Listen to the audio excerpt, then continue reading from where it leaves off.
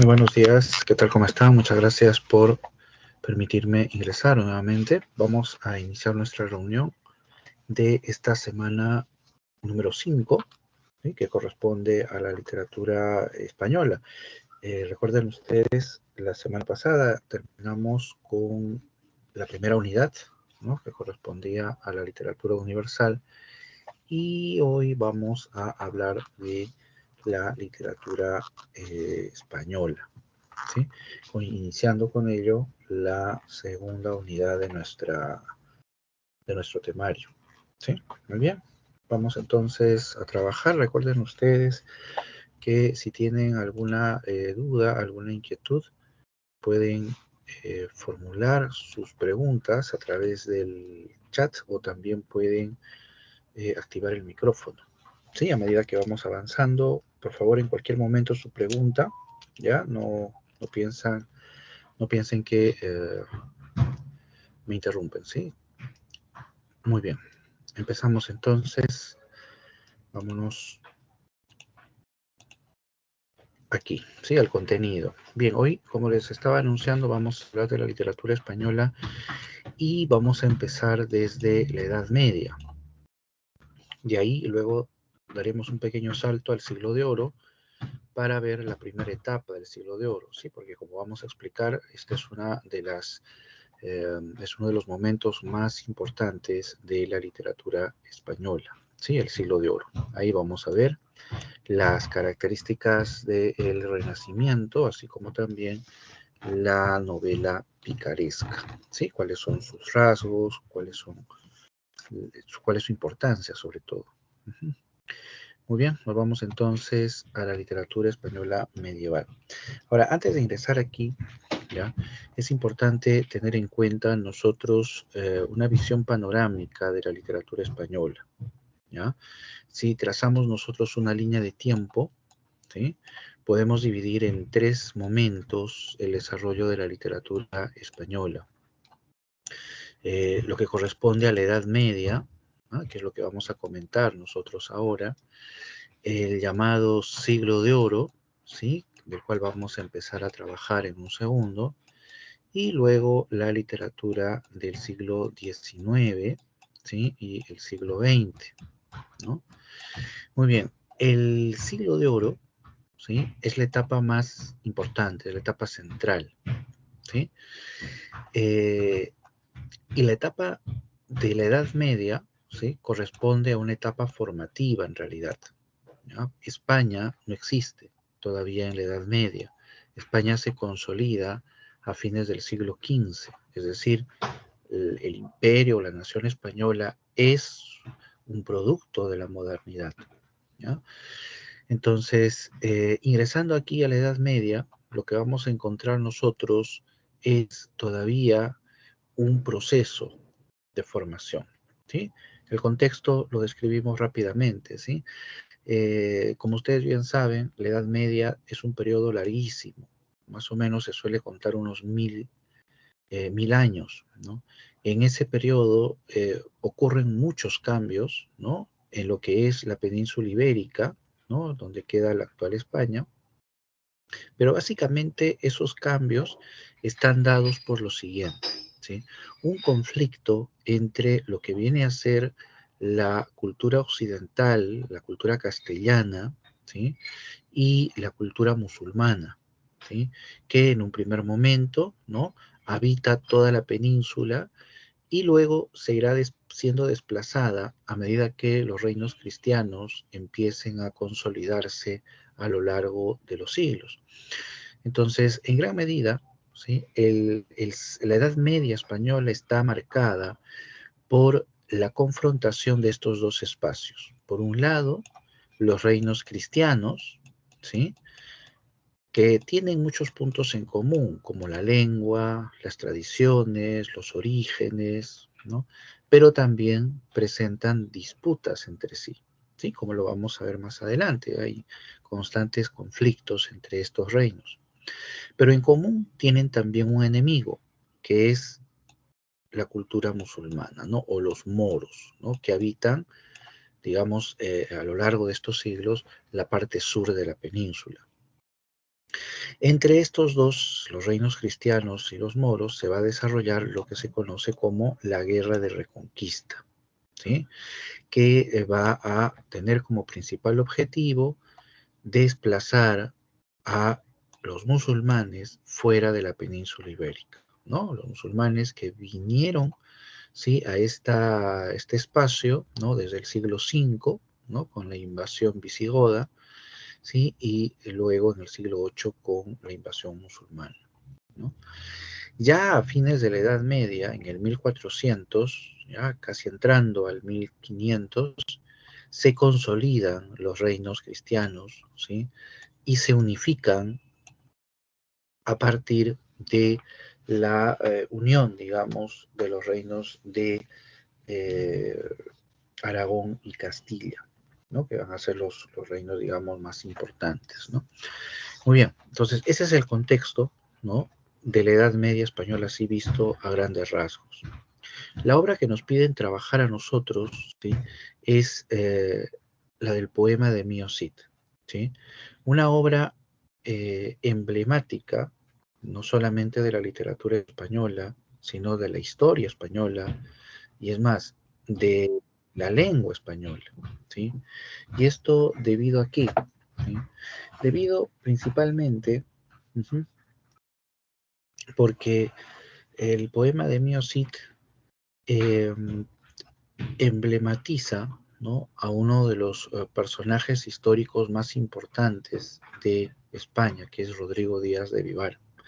Y refiere además el poema varios pasajes que nos llevan a este contexto formativo del mundo español. Sí, cuando comentemos el argumento rápidamente, vamos a hablar ahí, por ejemplo, de los temas como la Guerra Santa, la lucha entre los diversos reinos, ¿no? La cultura del vasallaje, ¿no?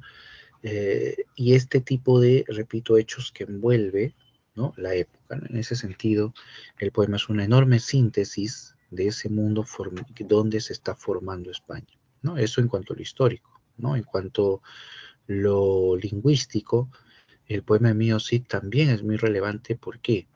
Porque es un poema compuesto en castellano antiguo, ¿ya? ¿Y cuál es la importancia? Que el castellano antiguo tiene sus orígenes en la oralidad, ¿no? Y en ese sentido, por ser de carácter oral, no se conservan, ¿sí? Fuentes directas del estudio del origen de nuestra lengua, ¿no? Porque no eran fuentes escritas. Pero el miocid, ¿sí? Que nace en la tradición oral, es llevada a la escritura, ¿no? Y eso es lo que permite que se conserve, ¿no? Las formas originales del castellano antiguo, ¿no? Y entonces el mío sí sea una fuente de estudio para la evolución de nuestro castellano, ¿no? Entonces, de ese modo, el Cid se va ganando, ¿no? Va ganando la importancia, ¿no? Más allá de lo literario, inclusive. Bien, veamos algunos aspectos puntuales del poema El mío Cid. En cuanto al origen, es una obra anónima, como ya lo habíamos estado señalando. Se trata de un poema compuesto eh, a partir de la tradición popular, en realidad, ¿sí? Es decir, no hay un autor definido, ¿sí? Que haya construido el poema o inventado el poema, sino que se sugiere que a partir de relatos o de romances o de algunas leyendas se fue componiendo, ¿no? Se fue armando este poema. Ramón Menéndez Pidal, que es un historiador español, sostiene una de las tesis más convincentes en torno al poema de Amío Cid. Menéndez Pidal señala que el autor, o en tal caso el compositor de este poema, es un juglar que en el año de 1110, a partir de relatos, ¿no? De la tradición popular, compone este poema, ¿no? Menéndez Pidal también propone que en el año de 1140 un segundo juglar reformule el poema a partir de introducir elementos de carácter ficcional y fantásticos en la primera versión, ¿no? Vale decir que el poema de Mio Cid se caracteriza por el realismo, ¿sí? Con el que describe no solamente los paisajes, sino también los hechos y los personajes, ¿no? Entonces, elementos fantásticos o ficcionales resultan siendo muy significativos también dentro del poema, ¿no? Por eso la relevancia de ese segundo juglar. Hasta aquí el poema tiene un carácter oral, esencialmente, y nace de esa manera en la tradición popular.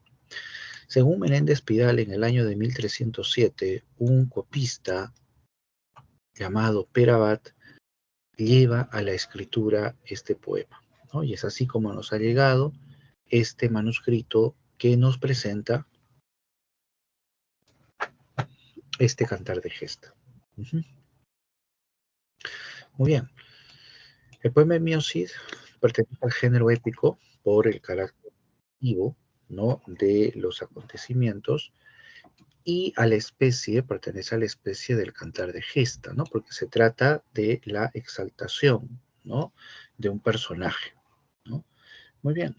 Ahora, en cuanto a la estructura, ¿sí?, los rasgos formales, ¿sí?, cabe destacar que el poema se divide en tres cantares, ¿no?, en tres partes, ¿no?, que se suelen conocer como el cantar de el destierro, el primero, el cantar de las bodas, el segundo, y el tercero, el cantar de la afrenta de Cólopes, ¿no? Son las tres divisiones con las que se suele conocer. Otra característica en cuanto a los rasgos formales son la métrica irregular y la rima asonante, ¿ya? Aquí primero explicamos, ¿ya?, en qué consiste cada una, y luego vamos a describir por qué es importante estos aspectos formales del poema. Muy bien, métrica irregular. ¿Qué es lo que, a qué se refiere? La métrica se refiere a la estructura de un verso, ¿sí?, a la longitud, a la composición del verso, ¿no? Ustedes recordarán que los versos se suelen medir sobre la base de la cantidad de sílabas y de los acentos. Muy bien. Una métrica regular, ¿sí?, viene a ser, por ejemplo, una estrofa que presenta versos de la misma medida, es decir, versos que tienen la misma cantidad de sílabas, ¿no? En cambio, una métrica irregular es cuando los versos presentan medidas diferentes, es decir, diferente cantidad de sílabas, ¿no? Por ejemplo, acá tenemos un verso y acá tenemos otro verso, ¿sí? Estos versos, ¿sí?, en conjunto presentan medidas diferentes, ¿no? Hay, tal vez con el verso que está aquí abajo se puede apreciar mucho más. A la simple vista se puede observar que es un verso mucho más extenso que el anterior, por ejemplo, ¿no? Entonces, lo cual nos dice que presenta, ¿sí?, una métrica irregular, una métrica diferente, ¿no? A lo largo del poema, los versos que se presentan en esta obra van desde 20 sílabas hasta 14 sílabas, ¿no?, pasando por 16 y demás, ¿no? Entonces es una métrica irregular. Muy bien. ¿Qué es la rima sonante? ¿Ya? Primero, recordemos, una rima o la rima es una figura literaria, ¿ya?, que consiste en ¿qué? Consiste en la coincidencia de la última sílaba de las palabras con la que terminan los versos, ¿ya? La coincidencia de las sílabas de la última palabra, ¿sí?, de los versos, ¿no? Ahora, a partir de ahí, podemos hablar de dos tipos de rima: la rima asonante y la rima consonante, ¿no?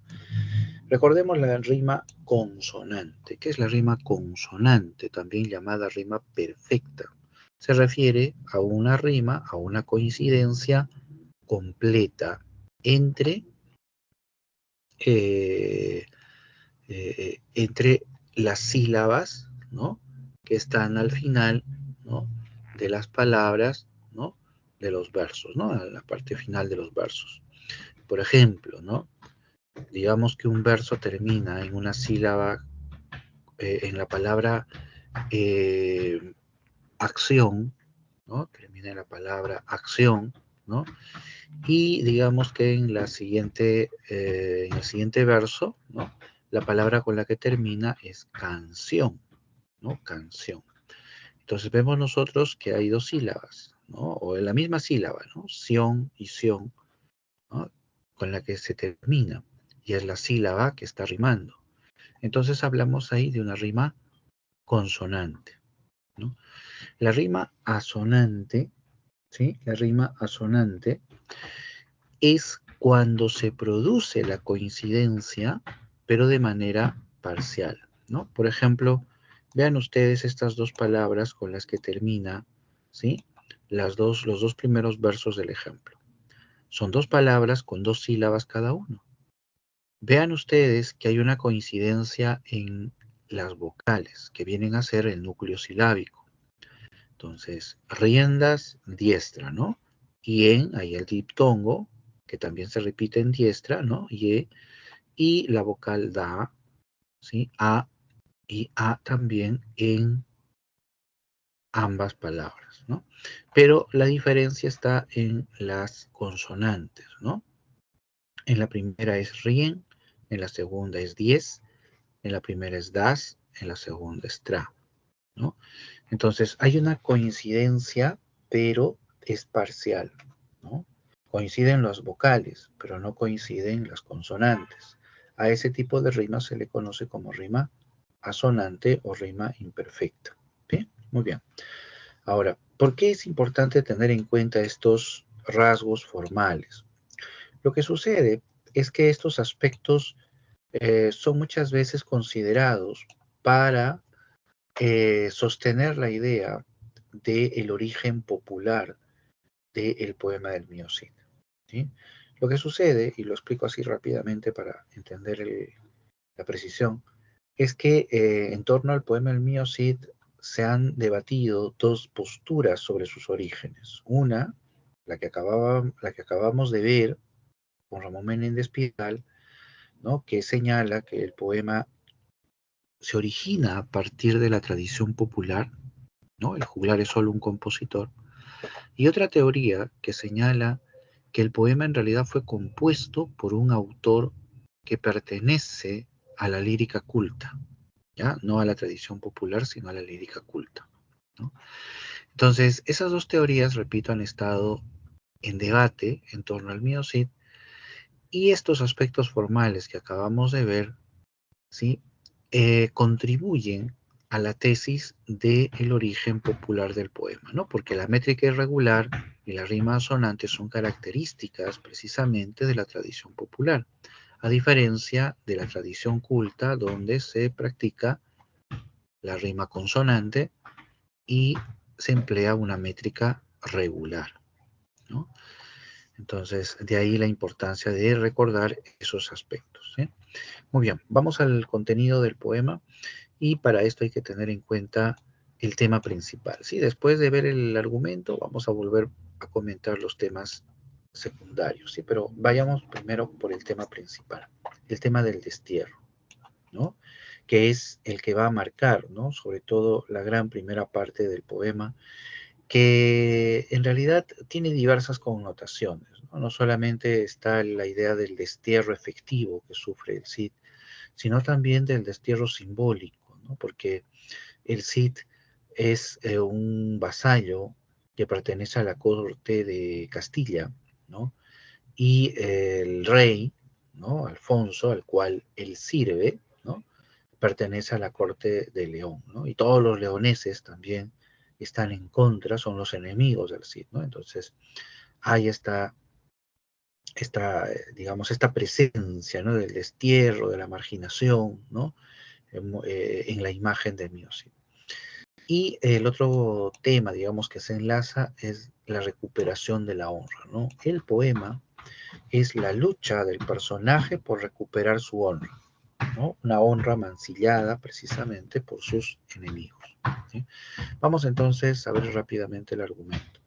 El argumento se inicia, ¿sí? Eh, bueno, en realidad nadie sabe cómo empieza el poema, ¿no? Porque el manuscrito que nos ha llegado de Perabat carece de las dos hojas iniciales. Los dos folios, ¿no? Se han perdido, ¿no? Y no se sabe exactamente cómo empezaba el poema. Lo que se han hecho son reconstrucciones, ¿no?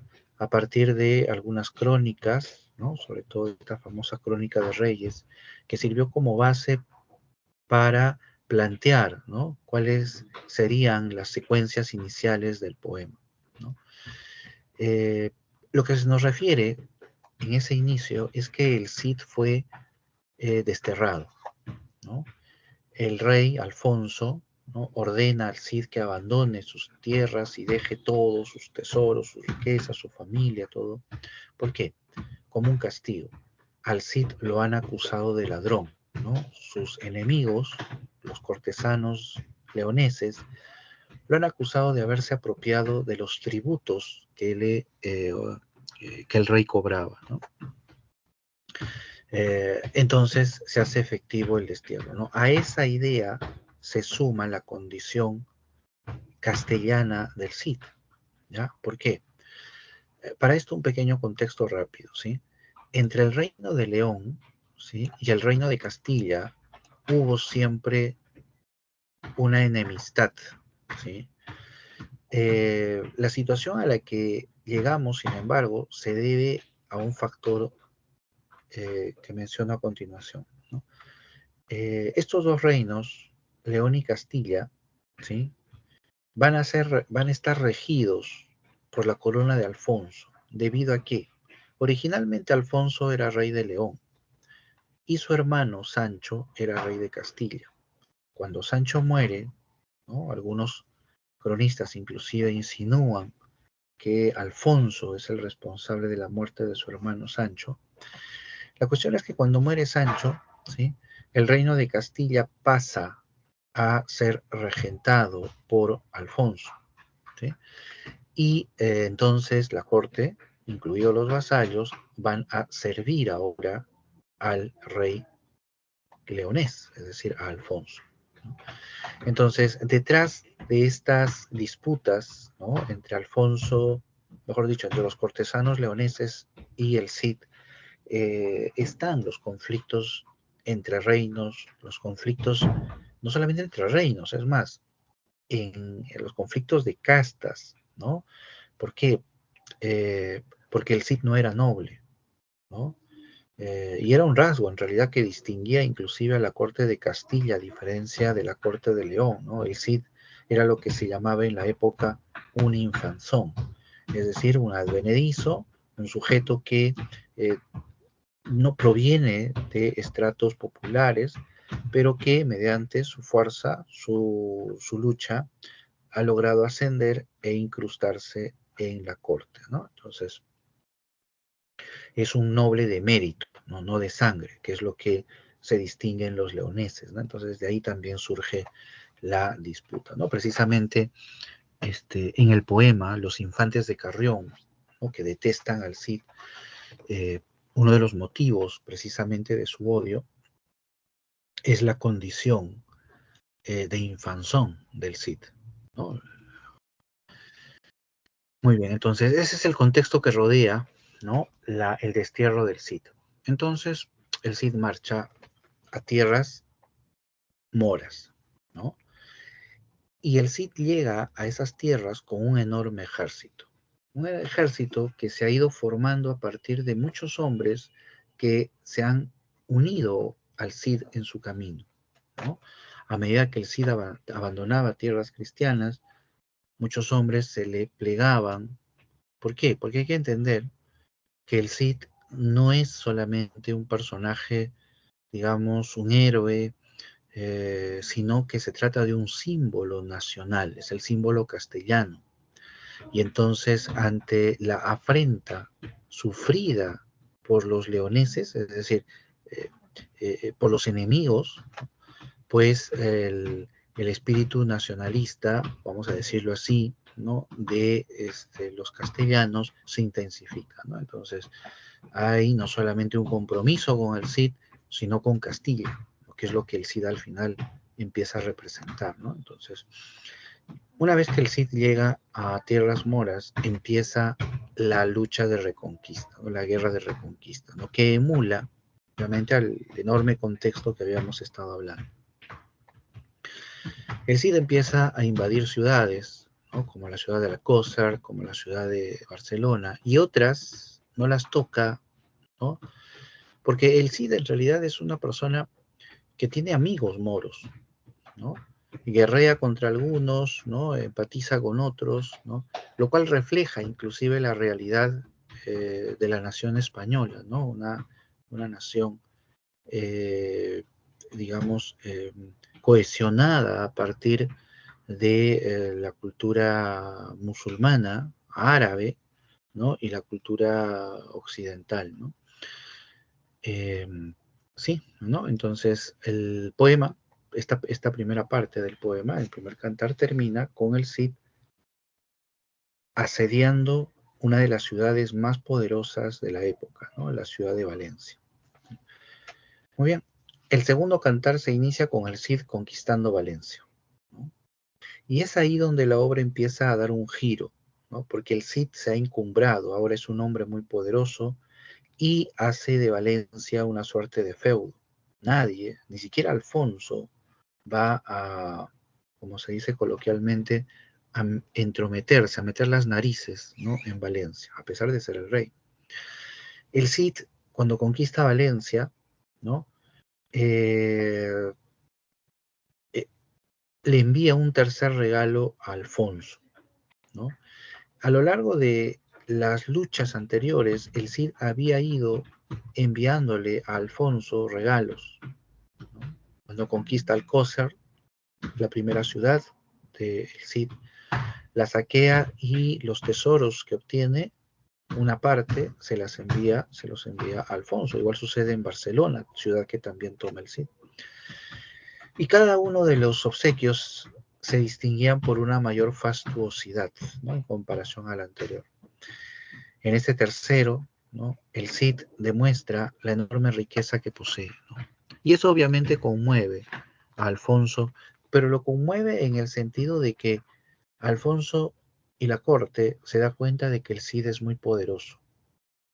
Así que, en el fondo, lo que desean es, eh, digamos, restablecer vínculos con él, ¿no? Tenerlo, ¿sí? Bajo su vasallaje, ¿no? Así que una primera muestra de Alfonso es permitirle a la familia del Cid reunirse con él en Valencia, ¿no? Lo cual sucede en medio de una escena eh, desgarradora, ¿no? Porque uno de los grandes temas del poema, ¿no? Es precisamente el valor y el amor a la familia, ¿no? Que expresa el personaje. Muy bien. Después se produce el perdón del rey hacia el Cid, ¿sí? Y con ello se cierra una suerte de secuencia, ¿no? Del poema, cuando el Cid nuevamente integra, ¿no? La corte como vasallo de Alfonso, ¿no?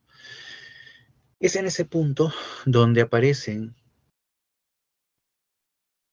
de manera más influyente los infantes de Carrión, jóvenes que pertenecen a la corte de León, cuya ambición los lleva a pretender casarse con las hijas de el Cid. Estos, sin embargo, ¿sí? Van a pedirle a Alfonso que interceda ante el Cid para que le dé la mano de sus hijas, lo cual sucede, lo cual el Cid consiente. Claro, siempre subrayando a Alfonso de que él, el Cid, acepta esa boda no por voluntad, sino porque era Alfonso, que como rey se lo estaba pidiendo, ¿no? Entonces se casa y una vez que se celebran las bodas, toda la familia se marcha a vivir a Valencia. El segundo cantar termina con los moros intentando reconquistar Valencia, ¿no? Volver a tomar, ¿no? Valencia. Y termina con una escena una escena de lucha, ¿no? Entre moros y cristianos, donde los protagonistas son los infantes, quienes, al huir del enemigo, ¿no? Demuestran cobardía y ese, bueno, es una escena, muy bien elaborada por el juglar, ¿no? Porque logra posicionar al Cid, pero logra también mostrar, ¿no? El carácter este, vengativo, el carácter este, mezquino de los infantes, ¿no? La escena es muy concreta, ¿no? En plena batalla, los infantes de pronto ven un moro que se les acercaba y salen huyendo. Uno de los hombres del Cid, ¿sí? Eh, sí, uno de los hombres del Cid, Alvar Fáñez, ¿no? Va y mata a los moros y cuando va con el Cid para contarle lo que había pasado, ¿no? No le dice que él había matado al moro, ¿no? Sino le cuenta que habían sido los infantes, ¿no? Le miente, ¿no? Le dice que los infantes mataron. Entonces, cuando los infantes regresan ante el Cid orgulloso los empieza a alabar. Pero como los infantes saben lo que en realidad había pasado, piensan que el Cid se está burlando de ellos. Entonces, en esa escena muy bien lograda por el juglar, se plantean, ¿no? Las dos imágenes contrapuestas, ¿no? La honorabilidad del Cid, ¿no? Y la mezquindad y los celos eh, de los infantes de Carrión, ¿no? Con esa escena termina el segundo cantar. El tercer cantar inicia con la escena del león, ¿sí? Escena, ¿sí? Eh, los infantes, ¿sí? Muestran también su cobardía debido a que de pronto en el patio de Valencia, ¿no? Se escapa un león y, y todos los hombres del Cid corren, ¿no? Corren a proteger al Cid para que éste conserve su sueño, ¿no? Pero los infantes, ¿no? En vez de proteger al Cid, salen huyendo, ¿no? El Cid cuando se despierta, ¿no? Se levanta, ve al león, el león apenas lo mira, ¿no? Se, se calma, digamos, el león y el Cid aprovecha, ¿sí? Y lo devuelve a su, a su celda, a su prisión, ¿no? Y el Cid reclama a sus yernos y nadie sabe dónde están los infantes, ¿no? Hasta que los encuentran. Uno estaba escondido dentro de unos muros, ¿sí? Y el otro estaba escondido debajo del sillón del Cid. Y ni siquiera podía salir, estaba eh, atorado, ¿no? Debajo. Y entonces la burla fue general, ¿sí? Ujú. Ahora, con esa escena, ¿no? Se demuestra al final la imagen, ¿no? De cobardía de los infantes contrapuesta a la imagen de valor de el Cid, ¿no? Esa es la idea. Muy bien. Eh, y esa escena da pie a la venganza de los infantes, ¿no? Porque ellos se sienten humillados y entonces deciden vengarse con las hijas del Cid y traman lo que viene a ser la afrenta de Colpas, ¿no? Le dicen al Cid que se van a llevar a sus hijas a los reinos de Carrión, ¿no? Para que los visiten.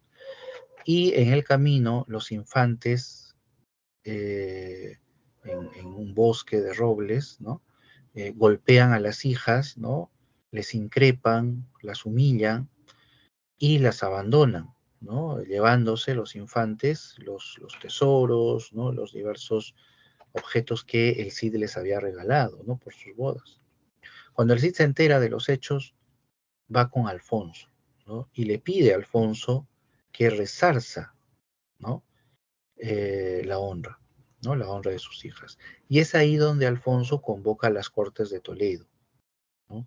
El hecho de que Alfonso convoque a las Cortes de Toledo es un hecho muy significativo porque los reyes convocaban a una corte cuando se tenía que abordar temas o conflictos que involucraban los reinos. Es decir, eran por cuestiones muy importantes. Pero aquí, sin dejar de ser importante lo que había pasado, el motivo, ¿no? era para resarcir la honra de un vasallo, ¿no? Y en ese sentido, lo que expresa la acción de Alfonso al convocar a las Cortes de Toledo es cómo ven al mío Cid. O sea, el mío Cid no es cualquier vasallo, ¿no? El mío Cid tiene una figura que en el poema no se expresa de manera directa, ¿no? No es explícita, pero la estrategia del juglar claramente nos da a entender que el Cid está cobrando una dimensión tal cual, ¿no? Podría ser la de un rey, ¿no? No lo es, obviamente, ¿no? Pero la imagen se encumbra, definitivamente, ¿no? Muy bien, se producen las Cortes de Toledo, o se produce, ¿no? Las Cortes de Toledo, y ahí los infantes son llevados y se confrontan con con el Cid primero, y luego se baten a duelo con los hombres del Cid. Al final, ¿no? Los infantes devuelven los tesoros, se deshace el matrimonio, ¿no? Y el juglar, para darle un cierre, ¿sí? Circular, digamos, al poema, eh, anuncia, ¿no? A dos mensajeros que traen la petición de los infantes de Navarra y Aragón eh, para el Cid, ¿no? Pidiéndole la mano de sus hijas, ¿no? Lo cual augura la introducción del personaje dentro de la realeza, ¿no? Entonces, con ello, el poema nos está mostrando, ¿no? En una primera línea, ¿no? Esa ascensión social del personaje, ¿no? Que, si hablamos dentro del poema, ¿no? Empieza desde desde la nada, ¿no? Es decir, está en el destierro, ¿no? Ni siquiera es considerado vasallo, ni siquiera considerado súbdito, hasta, ¿no? Hay un proceso de ascensión hasta no solamente recuperar el vasallaje, sino hasta ingresar a la realeza, ¿no? Entonces el poema nos habla, ¿no? De ese ascenso social. Luego también el poema nos ha hablado de la nobleza, ¿no? Del enfrentamiento de la nobleza linajuda con la nobleza advenediza, o con la advenediza, ¿no? Que está presente en la imagen de los leoneses contra el Cid, ¿no? Respectivamente. Queda clara, queda claro, perdón, el tema de la Guerra Santa, el amor familiar también, ¿no?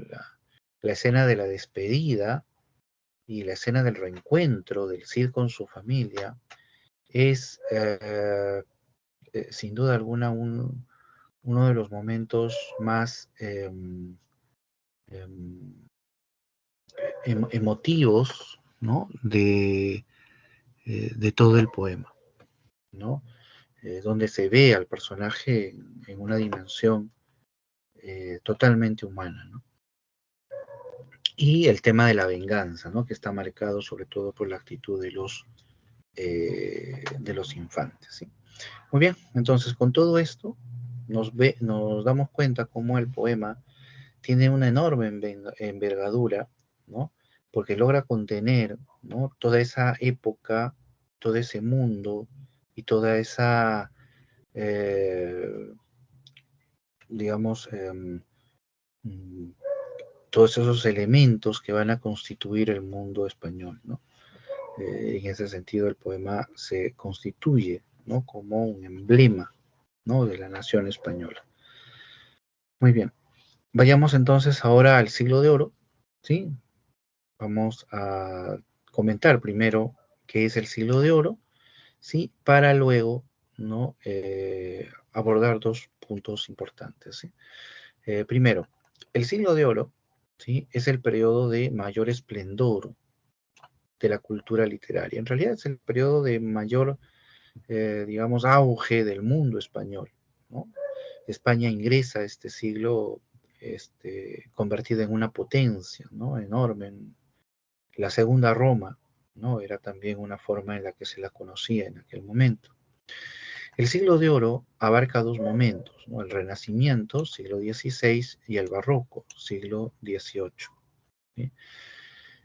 Hoy vamos a hablar únicamente del Renacimiento.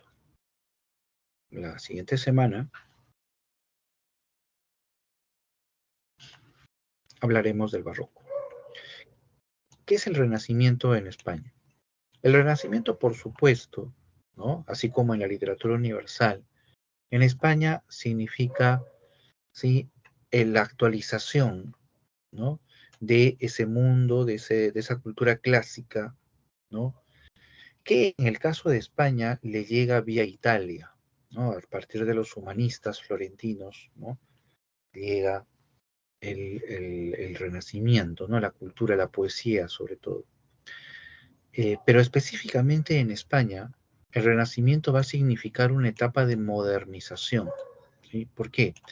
Porque a diferencia de, eh, digamos, otros ámbitos, ¿no?, en España el Renacimiento llega con atraso, ¿no?, en la primera mitad del siglo XV, del siglo XVI, perdón, ¿no? Ya cuando el Renacimiento había dado y estaba en todo su apogeo, ¿no?, en lugares como, como Italia, como Inglaterra, por ejemplo. Ahora, ¿modernidad en qué sentido? Lo que pasa es que España conserva, ¿no?, los modelos medievales, ¿no?, de la literatura medieval, en tal caso, para ser más específico, hasta entrado el siglo XVI, ¿no? Entonces, mientras toda Europa avanzaba, ¿no?, hacia la modernidad, España estaba todavía rezagada en sus modelos literarios, rezagada en la Edad Media, ¿no? Entonces, cuando ingresa a la modernidad, se produce pues una etapa de gran renovación, ¿no? Y eso es lo que significa en gran medida el Renacimiento en Italia, ¿no? Perdón, en España, renovación. Renovación, por ejemplo, en cuanto a los temas, ¿no? Los temas que provienen de la Edad Media, por ejemplo, ¿no?, que vienen de la Edad Media, son reformulados desde la perspectiva renacentista que, recordarán ustedes, se condensa en un concepto, ¿no?, el antropocentrismo, ¿sí? La naturaleza del ser humano como centro, ¿no?, de la comprensión del universo. Y así, por ejemplo, temas como el amor se replantean a partir de la constitución del ser humano, ¿no? Y el concepto del amor, que era comprendido, ¿no?, como un reflejo, ¿no?, de la voluntad de Dios, por ejemplo, en la Edad Media, ¿no?, a partir de una visión religiosa, en el Renacimiento el amor se constituye como la armonía del universo, ¿no? Una armonía que surge como producto de los sentimientos, ¿no?, del hombre y la mujer, ¿no? Entonces hay una suerte de reciprocidad, de reflejo, ¿no?, de relación entre la relación amorosa y la armonía del universo, ¿no? Entonces se plantea de esa perspectiva. El tema del destino también, ¿no? En la antigüedad, e inclusive hasta en la Edad Media, ¿no?, el destino se interpreta como el efecto de la voluntad de un ser divino, ¿no? Los dioses griegos, ¿no?, o el dios cristiano de la Edad Media, ¿no?, el que es el que impone el destino de los seres.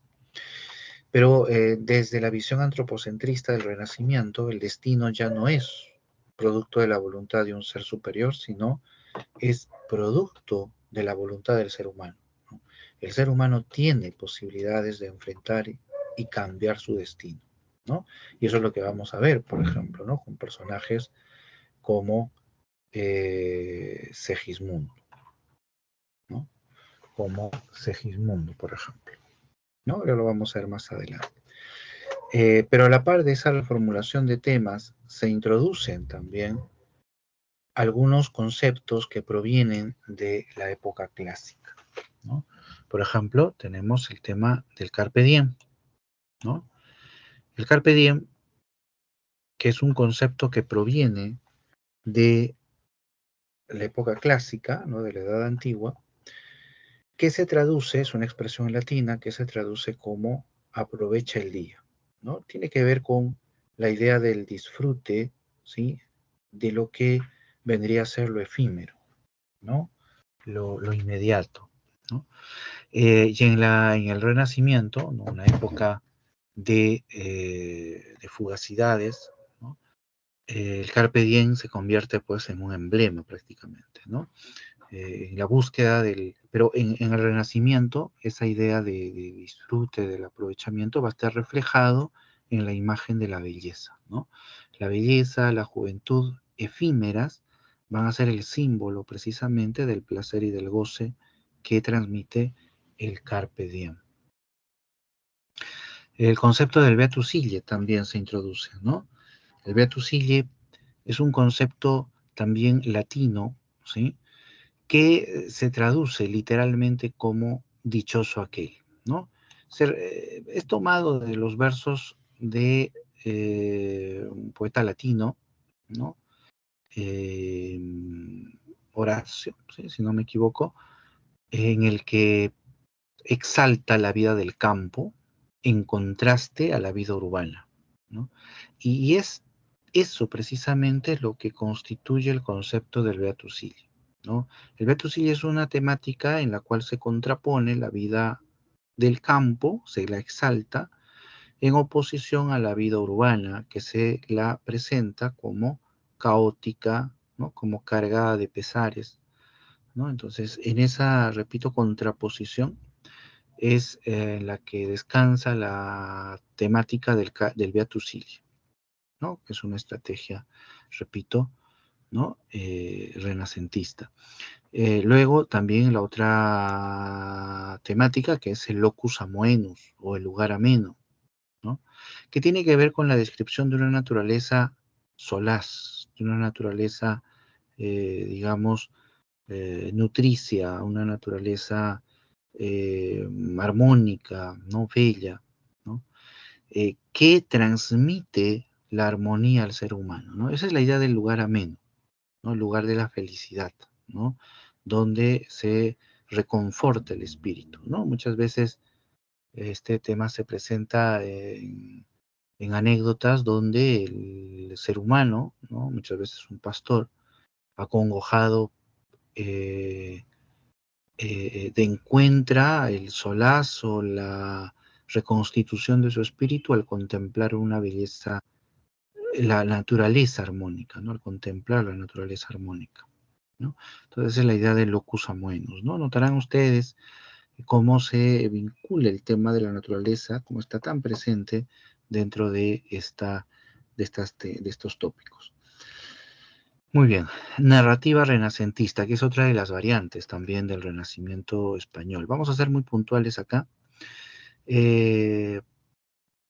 La novela picaresca, ¿sí?, cuyo principal representante es esta novelita titulada La vida de Lazarillo de Tormes y de sus fortunas y adversidades. La novela picaresca es la base de la novela moderna, ¿sí? En 1554 aparece, bueno, tenemos esa data, ¿no?, aparece publicado El Lazarillo de Tormes, una novelita que rompe absolutamente todos los esquemas de la narrativa renacentista, una narrativa que estaba constituida principalmente por las novelas de caballería, la novela pastoril, la literatura mística, la novela bizantina, ¿no? Una narrativa que tiende en conjunto a la idealización del espacio y de los personajes, ¿no?, a mostrarnos una realidad, digamos, lejana, ¿no? Sin embargo, había un gran problema, ¿no?, que la realidad española de aquella época era absolutamente opuesta, ¿no? Era una época de profunda crisis, de males sociales, hambrunas, pestes, ¿no? Entonces, cuando aparece en 1554 El Lazarillo de Tormes, aparece una novela que retrata la realidad como ninguna otra lo había hecho hasta aquel momento, ¿no? Una realidad concentrada sobre todo en las clases medias y populares, que eran las más atormentadas por ese contexto, y brindaba una descripción detallada de esos ambientes, ¿no? De ahí la tendencia realista, contraria a la tendencia, digamos, de fantasía, ¿no?, que marca la novela del Renacimiento, ¿no? Entonces, con esto, la novela picaresca rompe esquemas, introduce una nueva temática, introduce nuevos personajes y emplea sobre todo el recurso de la sátira, ¿no? Porque la novela picaresca es una crítica, sobre todo, no es solamente una visión acaso costumbrista, sino es una visión crítica sobre la realidad. Ujú. Otra característica de la novela picaresca es el carácter autobiográfico, ¿no? El personaje principal, que es un sujeto popular, es el que habla. Y con ello también rompe la solemnidad típica de los personajes elevados de la novela renacentista, ¿no? Entonces estamos aquí ante una narrativa que está introduciendo nuevos elementos y está con ello renovando y sentando las bases de lo que más adelante vendrá a ser la novela moderna. Lo último, carencia de unidad argumental. ¿A qué se refiere? Las novelas picarescas suelen estar construidas por tratados o capítulos donde se presentan diversas historias, de tal manera que en una visión general del texto no percibimos una estructura, planteamiento, nudo, desenlace, sino, repito, sino una sucesión de anécdotas, ¿no? Por eso se señala la carencia de una unidad argumental sólida. ¿Sí? Muy bien, con esto terminamos lo que concierne a la semana número 5. Les presento a ustedes las claves de la semana, ¿sí? Por favor, capture pantalla. Y, sí, muy bien, revisen los cuadernillos, cotejen. Si hubiera alguna pregunta, por favor, en consultas académicas, el tiempo se nos ha acabado. Si hay alguna duda, la semana que viene también podríamos responder sus inquietudes. ¿Sí? Muchas gracias, cuídense mucho y nos vemos la siguiente semana. ¿Sí? Hasta luego.